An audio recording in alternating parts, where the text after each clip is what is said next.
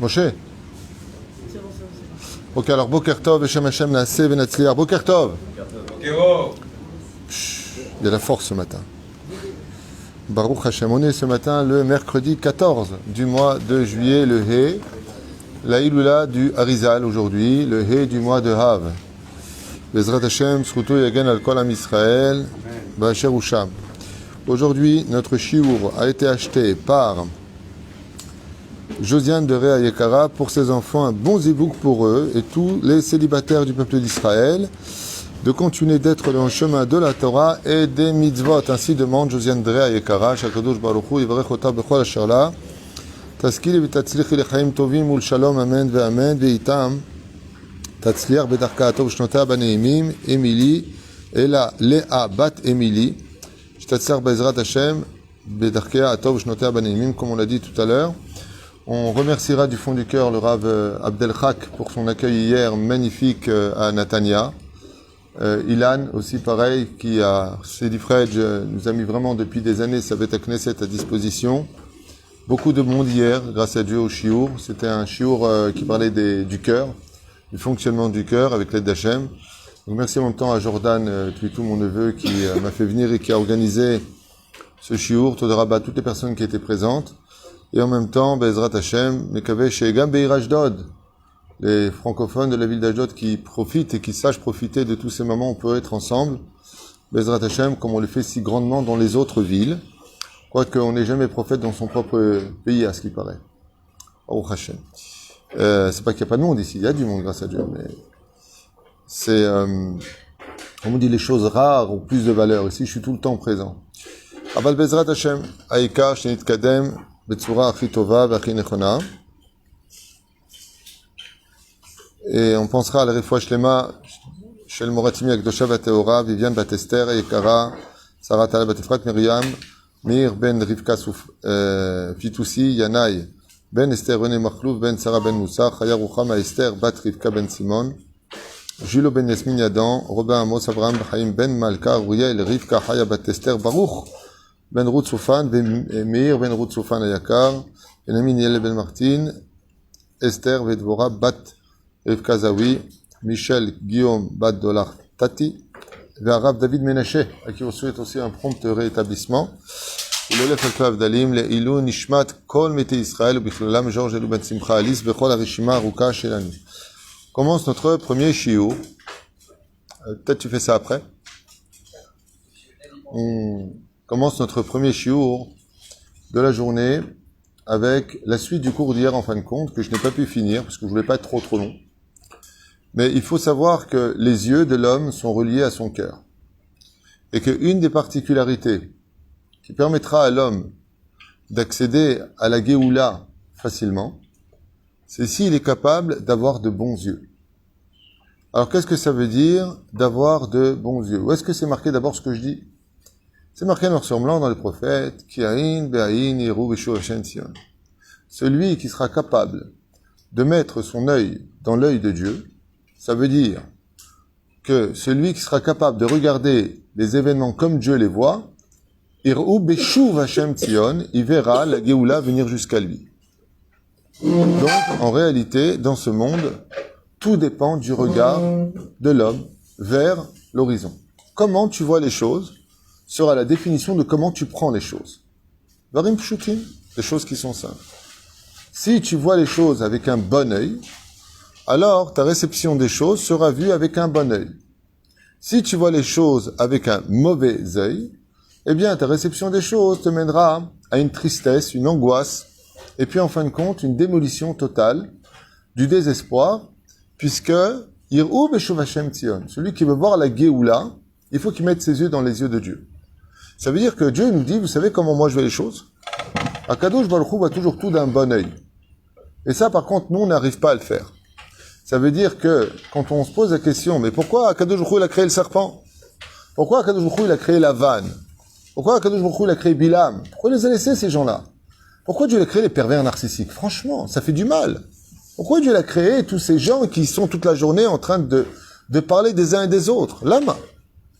Pourquoi est-ce que Hachem, qui voit tout, il laisse ces choses vivre? Lieberman, Bennett. Mais attends, non, on avait besoin de ça dans le pays, déjà que les gens étaient à bout pour leur fermer encore plus les robinets. L'âme.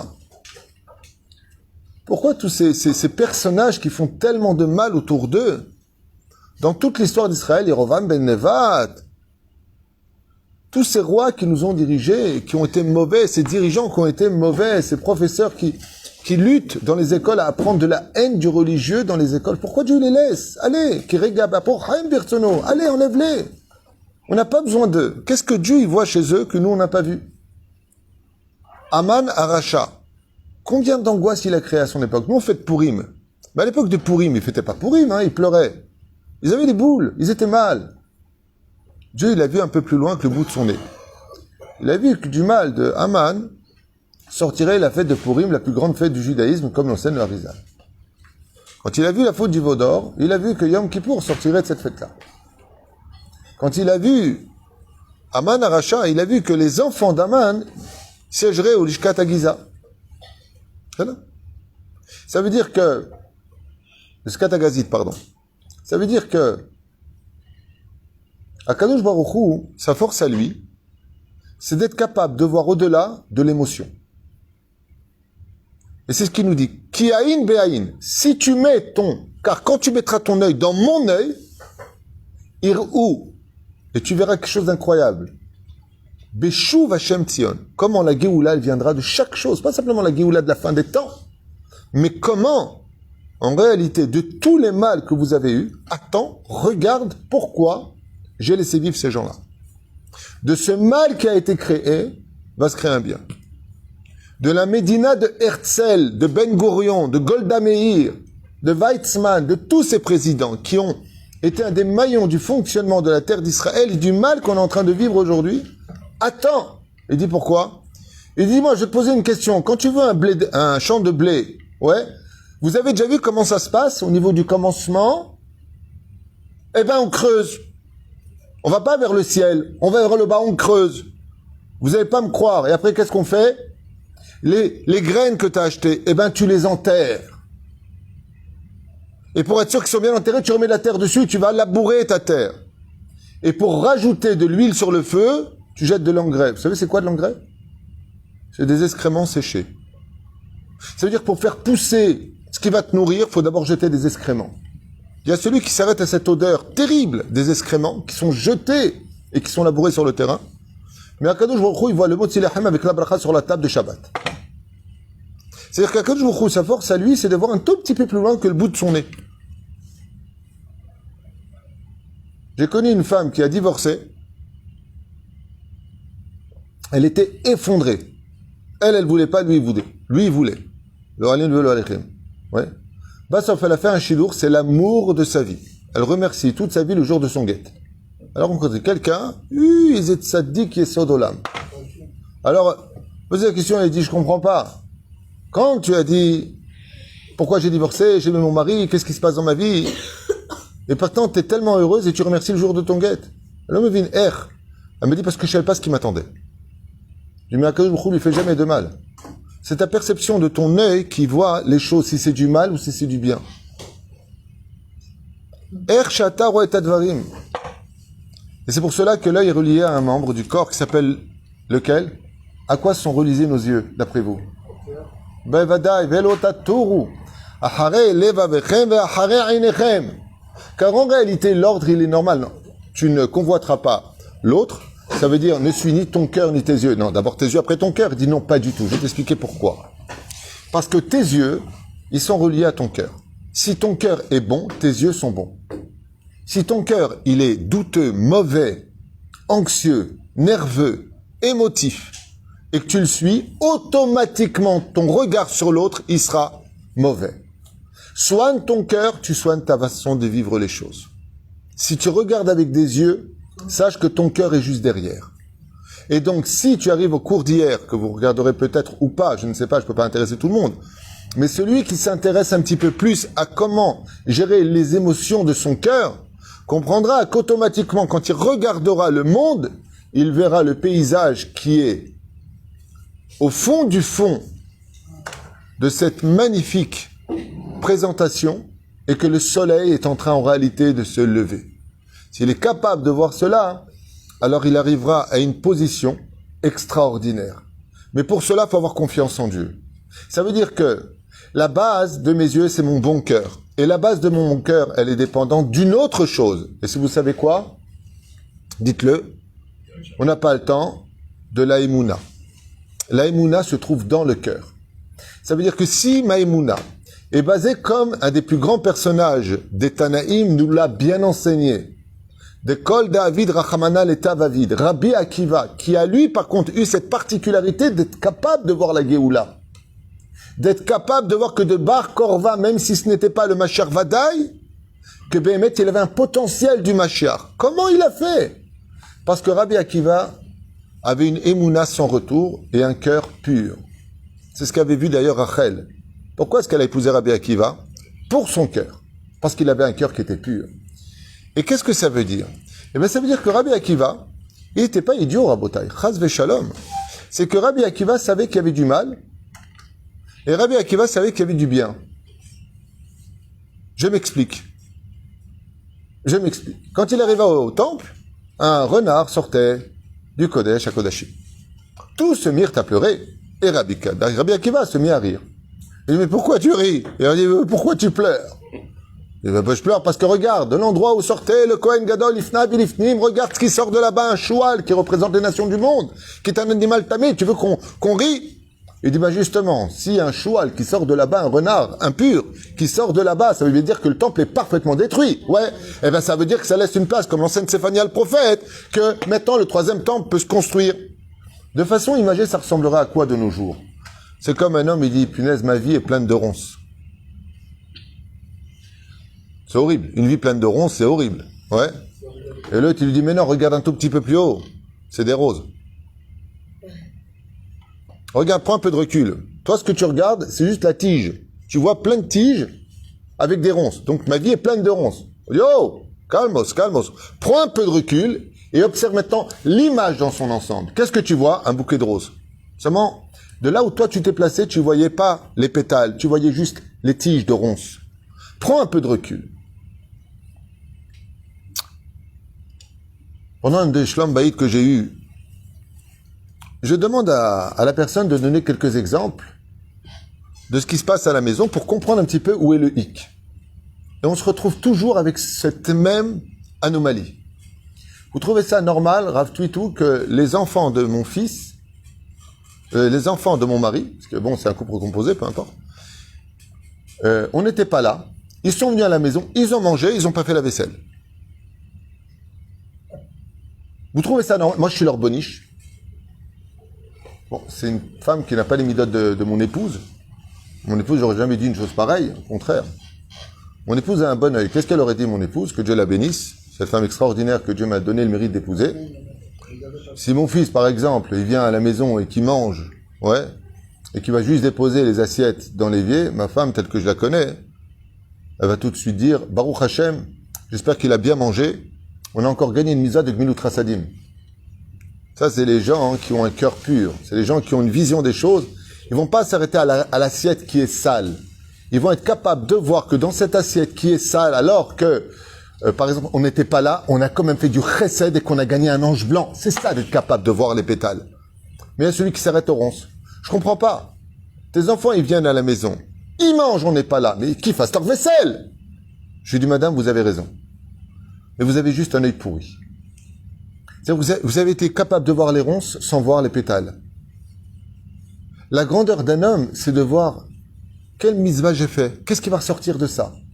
Pourquoi Kadosh Baruch Hu? Vous savez, tout le monde dit Akol min Hashamayim. J'adore cette phrase. Akol me'et Hashem. Tant que ça me dérange pas, Akol me'et Hashem. Mais si ça me dérange, oi vavo, il n'y a pas de Dieu dans l'histoire. Alors je lui dis à ce couple-là, je lui dis, madame, vous avez un kissouille sur la tête. Pourquoi vous n'avez pas vu la main d'Hachem? Pourquoi Hachem, il a fait en sorte que ses enfants à lui, donc couple recomposé, ils aient laissé, comme les petits lutins, vous savez, les 7 nains là, ils ont mangé chez vous et ils ont laissé le balagan. Je vous pose une question, madame. Pourquoi Hachem vous a fait cette mauvaise surprise, que vous appelez vous mauvaise? Dites-moi pourquoi.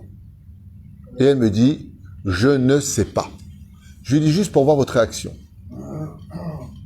Mais je ne comprends pas. Je lui dis parce qu'au même moment, dans le ciel, il y avait des dossiers sales sur vous qui étaient en train d'être jugés.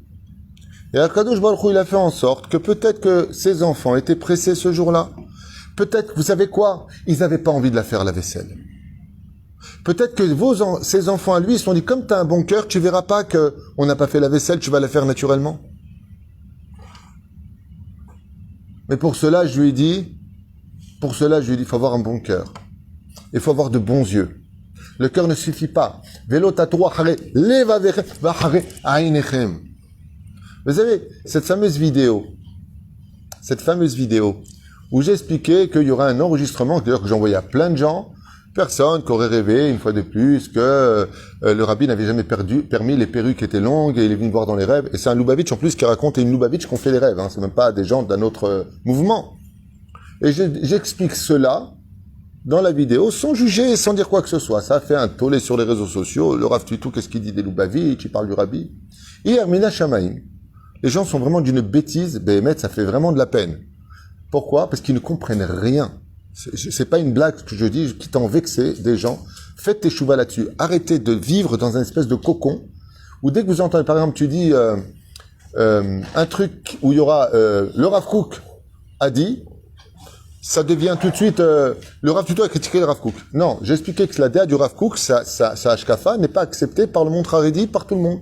C'est ce que dit Abiyah Omer. Au niveau de l'Hashkafa, il y a des points sur lesquels on n'est pas d'accord. La seule chose que vont retenir les gens, c'est le mot Rav Kook. Mais écoute le contenu. Hier, Mina Shamaim, sur le Kikar, je rencontre un Lubavitch qui met les tefilines, un tzaddik que je connais depuis des années. Ah, Rabbi David, comment ça va? Il me serre la main et tout ça. Dites-moi, c'est pas possible, j'ai entendu que vous auriez dit du mal du Rabbi. Moi? Mais dit, je leur ai dit, je vous connais, jamais. J'ai expliqué exactement ce que j'ai dit dans la vidéo. Et le pire, c'est que je lui montre. Qu'est-ce qu'il me dit? Ah, mais vous avez tout à fait raison. Il m'a dit, mais les gens, ils sont bêtes. Hier, pareil. J'envoie hier un message à quelqu'un. J'ai besoin d'un renseignement. Et la personne me dit, non, je peux pas. Vous le donnez pour des raisons personnelles. Je suis en embrouille avec telle personne. Un truc de fou. Je m'en fous, moi, de tes embrouilles. Je te demande une adresse. Je t'ai pas demandé de me raconter ta vie avec lui. D'accord? Et vous n'allez pas me croire. Écoutez bien ce que je vais vous raconter maintenant. Écoutez bien. J'aurais pu me vexer du message qui a été donné. Je te demande une adresse. Donne-moi l'adresse, baba. Tu es en train de me pondre un œuf. Si toi, t'es en embrouille avec lui, c'est ton problème, c'est pas le mien. Et puis en plus ça, je vais pas l'acheter. J'ai besoin de voir puisque je suis à cette adresse pratiquement. C'est rien de compliqué. Et je me suis rappelé d'une histoire. Une histoire que j'aimerais vous faire partager parce qu'elle est très significative. Si bien sûr vous en avez envie. Même si vous n'avez pas envie, je raconte.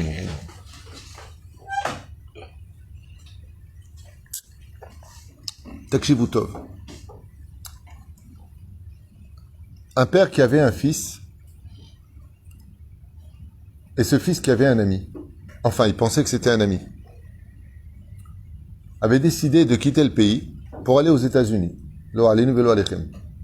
Quitter Israël pour aller aux États-Unis. Ce copain, qui n'était pas en réalité un ami, était très jaloux de la situation de ce fils. Et le père a béni son fils et lui a dit, bon, si tu pars aux États-Unis, que tu quittes la terre d'Israël pour de l'argent ou pour autre chose, raval. Mais bon, je te fais confiance, j'espère que tu t'en sortiras. Voilà que le voisin, donc le copain de son fils, venait rendre visite de temps à autre au père pour ne pas le laisser seul. Mais en réalité, il était jaloux de sa place. Il aurait voulu avoir un père comme lui, une maison comme celle-ci, une relation, parce que lui, avec son père, il n'en avait pas du tout. Et son œil était devenu mauvais. D'où l'importance de donner une très bonne éducation à nos enfants, une éducation avec de la compassion, une éducation avec de l'amour. Pourquoi? Parce qu'on va créer chez eux après des pathologies, de la jalousie, de l'amertume dans le cœur. Faites très attention. Quand on a des enfants tordus, il faut se poser la question comment nous, on les a éduqués. Pas dans tous les cas, mais une majeure partie des cas, peut-être qu'on leur a donné trop d'amour, on les a trop gâtés, donc on les a pourris. Peut-être qu'on leur a pas donné assez d'amour, pas assez d'importance, et on les aura pourris. D'un orgueil démesuré ou d'un complexe d'infériorité. Bekitsur Velaïnian, après quelques jours, il envoie une lettre. Papa, je suis bien arrivé, bon, toi, j'espère que tu vas bien et que mon absence ne se fait pas trop remarquer, que mon ami vient te voir si tu as besoin de quoi que ce soit.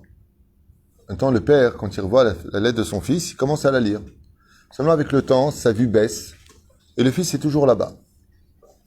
Et puis voilà qu'il reçoit une lettre et le père le donne à son ami, enfin, son copain.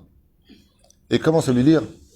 Bon papa, j'espère que tu vas bien. Il faut que tu comprennes que la situation n'est pas si évidente quand même aux États-Unis. Je pensais trouver de l'or par terre, mais c'est pas du tout évident. Donc si tu peux m'envoyer de l'argent parce que je suis vraiment en grande difficulté. Bon, au fait, n'oublie pas que je t'aime. Le père regarde comme ça et dit, mais attends, comme ça il me parle mon fils? Il dit, bah, c'est ce qui a marqué. C'est ce qui a marqué. Le père il dit, je trouve un peu chutzpan. Ça faisait quand même 1 mois que j'avais pas eu de lettre de sa part. Mais bon, c'est pas grave. Voilà que 2 semaines plus tard, il reçoit encore une lettre.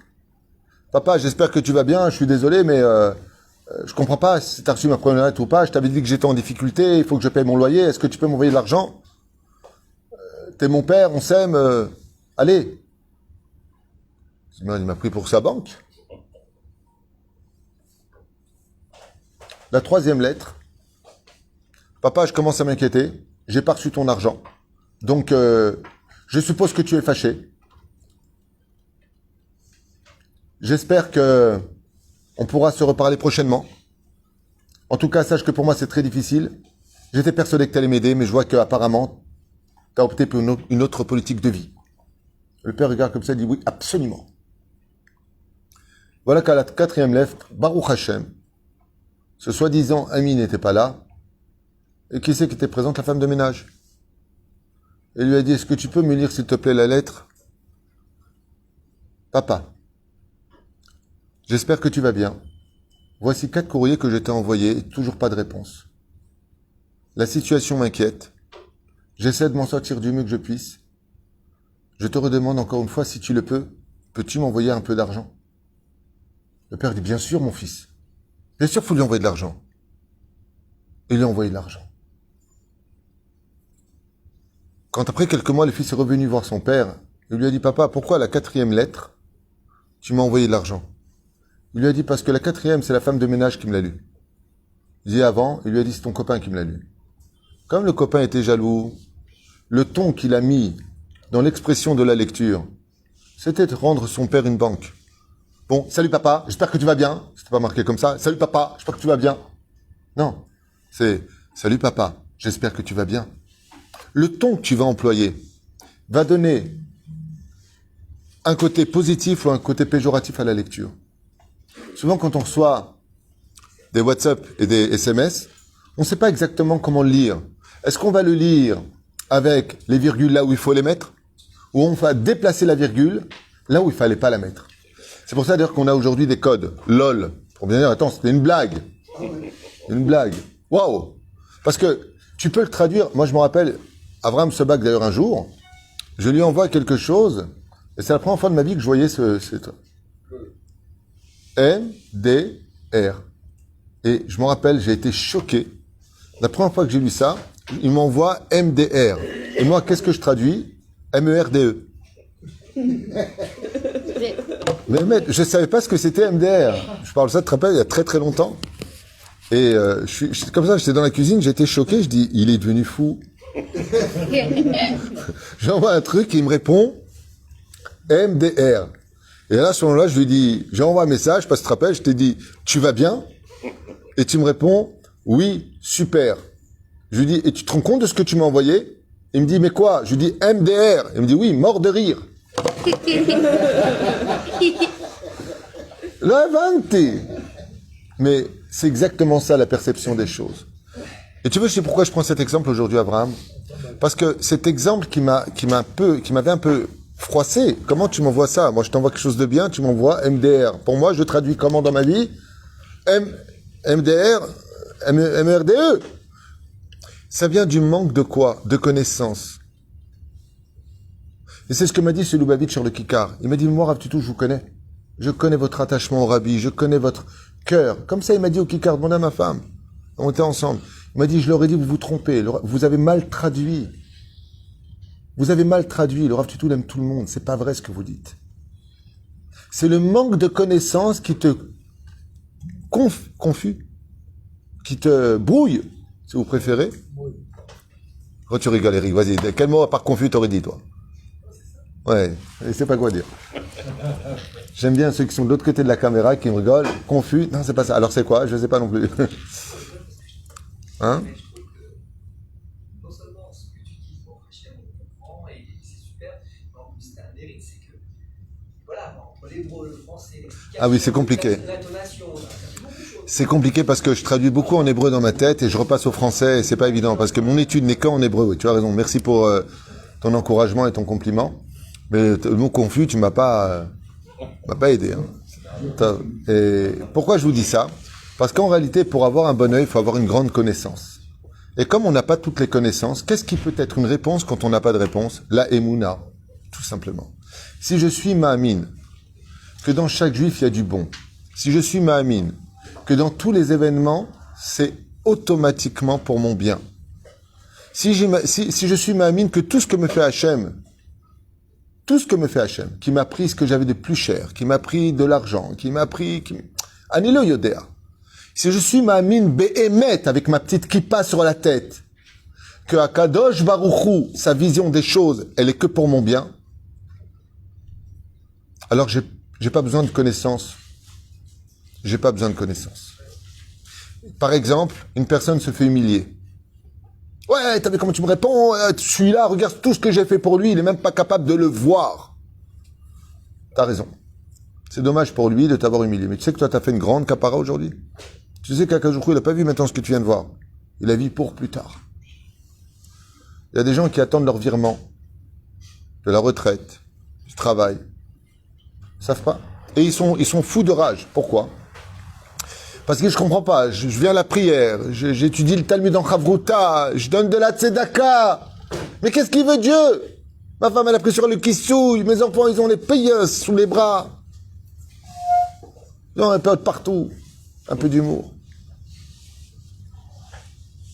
Akadosh Baruchou, il lui dit, il y a juste un problème avec toi, tzaddik. Ton fils, normalement, il a fini sa vie, son tikkun, il s'arrête à 9 ans. Il s'arrête à 10 ans. Il s'arrête à 15 ans. Seulement, comme maintenant tu as fait tes chouva, tu fais des mitzvot, l'ange de la mort, il est parti le prendre, mais je lui ai dit non. Parce que comme maintenant, ils ont du mérite, alors tu ne lui prends pas son fils. Tu lui prends son argent. Parce qu'un homme, quand il garde son argent et qu'il apprend la mort de son fils, il te dit, mais j'aurais préféré tout perdre que perdre un fils. Et nous, qu'est-ce qu'on voit? On voit l'argent qui est perdu. Mais on n'a pas les comptes de Dieu. On n'a pas les comptes. Exactement. On s'est arrêté aux tiges de ronces et on n'a pas vu les pétales qui étaient au-dessus. Lo alenu velo alechem.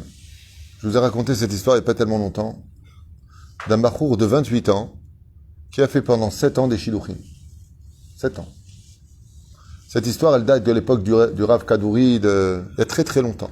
Très très longtemps. À l'époque, il y avait des vrais Mekoubalim, le Rav Ben Sion Abba Shaul. 7 ans, vous savez ce que c'est 7 ans faire des shiluchim, ça marche pas, ça marche pas, ça marche pas, et il n'y a pas de raison. C'est ce qu'il y a de pire, quand tu te fais jeter par une femme dans un shiluch. Bon, on arrête, d'accord, mais dis-moi pourquoi? Je rentre chez moi, c'est dur de... Pourquoi non? J'ai fait une faute, j'ai fait un truc qui va pas, c'est dur. Et à chaque fois, c'était, vous êtes quelqu'un de super, en plus c'est un très joli monsieur, c'est pas un mec, il est... Il est beau, et ça le faisait pas. Je ne sais pas si c'est le Rav Ovadia qui est parti voir, ou le Rav Ben Sion Abba Shaul. Je parle des vrais grands rabbanim qui étaient capables de voir Beruach Kocham, ou le Rav Kanievski, ou le Rav Shteman, je ne sais pas, un des grands d'Israël, il est parti le voir. Et il lui a dit à Rav, pourquoi ça fait 7 ans, je suis un Ben Torah, ça fait 7 ans que je fais des shiluchim, il n'y en a pas une qui veut m'épouser. Pourtant, je suis sophère aujourd'hui, je suis pieux, j'ai pas de vie sans moi, je fume pas, je bois pas. L'âme, ma Rabbi. La réponse a été incroyable. Quand il a entendu, lui qui est venu le cœur brisé, il est reparti avec le cœur rempli de joie. Vous savez ce qu'ils lui ont dit? Je ne sais pas, c'est pour ça que je ne me rappelle plus quel est ce grand Rav qui lui a dit. Un Rav Baal Roi HaKodesh. Le Roi HaKodesh. Il lui a dit, Baruch Hashem, heureusement que tu n'es pas marié. Il dit, non. Il lui a dit, parce que dans le ciel, le jour même de ton mariage, c'est le jour où tu pars de ce monde. Ça veut dire que tu n'es venu dans ce monde que pour arriver au jour de ton mariage. Beyom titraten titpater. On a un autre exemple comme ça dans le Talmud avec qui? De qui c'était prévu que le jour de son mariage demeure? La fille de Rabbi Akiva. Exactement. Pourquoi Rabbi Akiva il a voulu tarder à marier sa fille, Shulamit? Pourquoi il a tardé? Parce qu'il savait que le jour de son mariage, c'était aussi le jour de son départ. Seulement, qu'est-ce qu'elle a fait? Elle a changé la Xéra parce qu'elle a fait beaucoup de tzedaka le soir même de son mariage. Ouais. Et le Rav, je ne me rappelle plus, peut-être le Rav Ovadia Yosef, je ne me rappelle plus quel grand Rav, qu'est-ce qu'il lui a dit? Ani yaselecha tikkun. Moi, je vais faire un tikkun. Dans 3 mois, recommence tes shidduchim. Dans 3 mois, je repousse ton décret. Admer Vesrim Shana. Et c'est ce qui s'est passé. C'est ce même grand Rav, je crois que c'est Rav Ovadia Yosef, je ne me rappelle plus, je ne veux pas donner stam des noms, qui est venu le marier. Et le jour de la choupa, le khatan, il l'a regardé, il lui dit, Rav, vous êtes sûr? Il dit, moi, Kara, maintenant que tu as trouvé, il lui a dit, Vadaï. Que tu aies des enfants. Il lui a dit, qu'est-ce que tu as fait pendant 3 mois? Vodarav, je peux savoir. Il lui a dit, pendant 3 mois, jour et nuit, j'ai étudié la Torah pour renverser la Xardine dans le ciel. 90 jours, il lui a dit, sans dormir, sans me reposer. La Matitora, jusqu'à ce que dans le ciel, ils t'ont annulé ta Xéra. Maintenant, il lui a dit, tu peux te marier. Le Khatan, il est rentré heureux. Il a remercié le Rav, il a remercié le ciel. Todarabba Hashem de m'avoir fait rater tous ces shidduchim. Alors le Rav lui a répondu, c'est dommage que tu n'aies pas dit cette phrase avant. Seulement avant, il ne savait pas. Maintenant, il sait. Alors comment nous, on peut savoir pour avoir un bon œil dans la vie de tous les jours? Comment on peut savoir si on n'a pas la connaissance? On ne voit pas les choses d'un bon œil. Quand la banque, elle t'appelle, qu'est-ce qu'il y a? Baruch Hashem, je suis viré de chez moi. Je n'ai pas de banque. Qu'est-ce que je fais? Zekaché meod. Omer lecha pashut meod. La émouna, quand elle est la base de tes sentiments et de ton cœur, que ton cœur est devenu bon, alors tes yeux deviennent parfaits. Si tu veux avoir la Géoula de toute ta vie, si tu veux avec tes yeux, malgré tous les désastres qu'on voit dans notre pays, le Bet Mishpat Haelion, le palais de justice, comment on appelle Bet Mishpat Haelion en français? La Cour suprême, qui se prend pour Dieu dans le pays. Il vote des lois tout seul, il s'est cru chez sa mère, lui. Ouais. Et ils font des choses. Mais il est où Dieu? Pourquoi Dieu tu laisses faire ça? Vous allez voir que de tous ces malheurs qu'on est en train de vivre, avec Lieberman, avec Bennett, avec Don Sehar, tous ces clowns de la politique, vous allez voir qu'en réalité, il n'était autre que l'engrais de la Géoula. Raham et toutes ces poubelles à 2 balles. Tout ce qu'on est en train de voir, c'est pour faire grandir la quoi? La Géoula. Et qu'est-ce qu'on a dit tout à l'heure? D'abord, on creuse. Et tout ce qu'on avait de bien, on l'enterre. Tous ceux qui sont dans la Torah se sentent enterrés dans cette génération. On nous aime pas, on ne supporte pas. Et sur ça, qu'est-ce qu'on jette sur nous? En plus de l'engrais, des excréments. Un gouvernement pareil, qui vaut pas plus que les excréments qu'on a aux toilettes. Je parle pas des personnages, je parle de leur idéologie, leur vie, telle qu'ils voient les choses. Mais en réalité, cet engrais qui est venu sur notre tête, ça va faire grandir encore plus vite le blé qui va sortir. Et semach David avdecha. C'est ça la Géoula. C'est d'être capable de voir les choses dans son ensemble et pas dans son détail. Rentrer dans le détail des choses, il n'y a que Dieu qui peut le comprendre. Mais si on attend l'ensemble des choses, on se rendra compte que toute notre vie en réalité n'a été créée que par le bonheur et que pour le bonheur de quelqu'un qui a créé les cœurs et surtout les yeux. C'est pour ça d'ailleurs que je finirai juste avec ça. Mais s'il y a un élément au monde qui ressemble à des jumelles, vous savez que les jumelles ont une particularité. Les lunettes te permettent de voir jusqu'au bout de ton nez, c'est pour ça qu'on les pose sur le nez. Mais les jumelles, elles ont une particularité, vous savez c'est laquelle? C'est de voir là où tes yeux ne peuvent plus voir. C'est-à-dire qu'elles voient au très très loin. D'accord? Quel est l'élément qui ressemble comme 2 gouttes d'eau à des jumelles dans ce monde? Le Sefer Torah. Vous prenez un Sefer Torah, vous avez remarqué que ça ressemble à des paires de jumelles? Le Sefer Torah, ce sont 2 longs. D'accord? Et qu'est-ce qu'on fait? Vezot Torah Asher Sa Moshe Lifnei Israël. On montre du doigt quelque chose qui en réalité comprend l'éternité puisque la Torah est éternelle. Et c'est ce qu'il dit Hachem. Ki aïn be'aïn ir'u beshuv Hashem Sion. Celui qui est capable de voir le monde par le Sefer Torah, par le biais des jumelles de la Torah, que ses yeux à lui sont dans la Torah et que sur la Torah, elle sait très bien que si ça commence avec le serpent Nahash, ça finira avec le Mashiach, qui est la même Gematria. Si tu regardes l'autre, par le biais de la Torah, tu ne verras que du bien. Pourquoi? Parce que la Torah, c'est le bon. Ne l'abandonne jamais. Si on est capable de voir chaque juif, chaque événement, par les jumelles de la Torah, alors on comprendra Kama Kadosh Baruch Hu Avotanu. Comme ça s'est passé dans les années 70, je ne sais pas si vous vous rappelez dans quel pays, en Grèce, en Italie, je ne sais pas où, il y a une personne qui s'était fait virer d'un congrès, ou je ne me rappelle plus exactement quelle histoire c'était, mais ce que j'ai retenu de cette histoire, j'étais très jeune, c'est ce qui s'était passé. La personne a été virée, elle est partie très très mécontente. Aaron était tellement dégoûtée qu'elle a décidé de quitter la ville. Le temps qu'elle quitte la ville, il y a un tremblement de terre, là où ils étaient tous réunis, tous s'est effondré, ils sont tous morts. Dans les 70, 69. Je ne me rappelle plus exactement quelle bled c'était. Il a remercié le ciel d'avoir été humilié ce jour-là et qu'il est parti en colère de l'endroit. Il serait resté là-bas avec eux. Ouais, il serait mort sous les décombres. Imaginez celui qui s'est pris la tête avec sa femme à Miami avant que l'immeuble s'effondre. Ouais, j'en ai marre, je quitte la maison. Bah, ça s'effondre. Dites fait sous. J'ai encore entendu avant-hier, vous savez, pour les 2 tours qui se sont effondrés à New York. Ken. Non, mais c'est pas ça que je veux dire. Comment s'appellent les 2 tours jumelles?